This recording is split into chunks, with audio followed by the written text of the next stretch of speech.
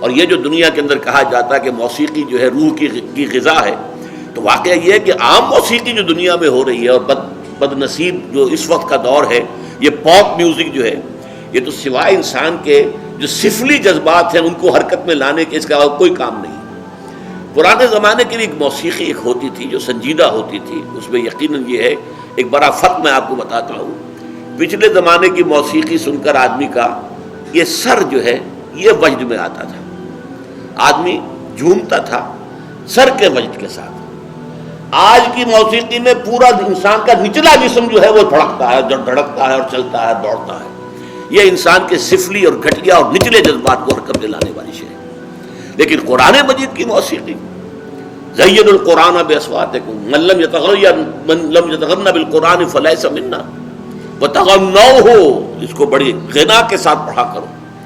اور یہاں تک کہ آپ نے ایک صحابی حضرت ابو موسیٰ اشعری رضی اللہ تعالی عنہ، ان کو اللہ نے بہت عمدہ آواز دی تھی، جیسے بعض صحابہ خوبصورت بہت تھے۔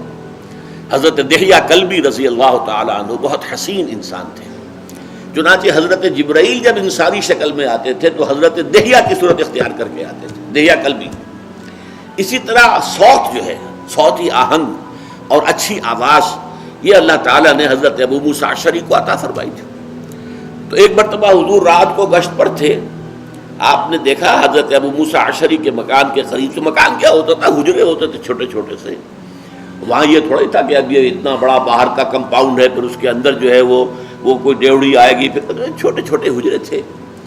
تو حضور حضرت ابو موسیٰ اشعری کے حجرے کے بعد کھڑے ہو کر قرآن سنتے رہے۔ وہ قرآن پڑھ رہے تھے رات کو تہجد میں، اور جس کیفیت کے ساتھ پڑھ رہے تھے تو حضور کافی دیر تک کھڑے ہو کر سنتے رہے۔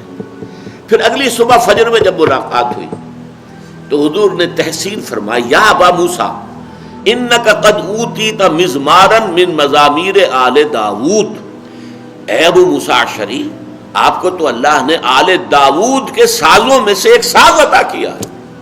حضرت داؤد علیہ السلام کو اللہ تعالیٰ نے لحن داؤدی مشہور ہے، بہت اچھی آواز، حسین آواز دی تھی۔ وہ جب تہجد کے اوقات میں، اور جس کو ہم کہتے ہیں small hours of the morning, یہ صبح کے 3 بجے 4 بجے 2 بجے جب وہ اللہ تعالیٰ کے حمد کے ترانے جو ہیں الاپتے تھے، تو قرآن مجید کی گواہی یہ ہے کہ پہاڑ بھی ان کے ساتھ وجد میں آ جاتے تھے اور پرندے بھی ان کے ساتھ آواز ملاتے تھے۔ یہ تاثیر تھی لحن داؤدی کی حضرت داؤد علیہ السلام کے پڑھنے میں۔ تو حضور نے فرمایا جیسے اللہ تعالیٰ نے حضرت داؤد کو کے گلے میں ایک ساز رکھ دیا تھا، وہ ساز کوئی باہر کا ساز نہیں ہے، بلکہ وہ گلے کے اندر ساز ہے جو اللہ تعالیٰ نے بہترین آواز دی ہے، خوبصورت آواز دی ہے، ایک غنا والی جو ہے غنائی آواز دی ہے۔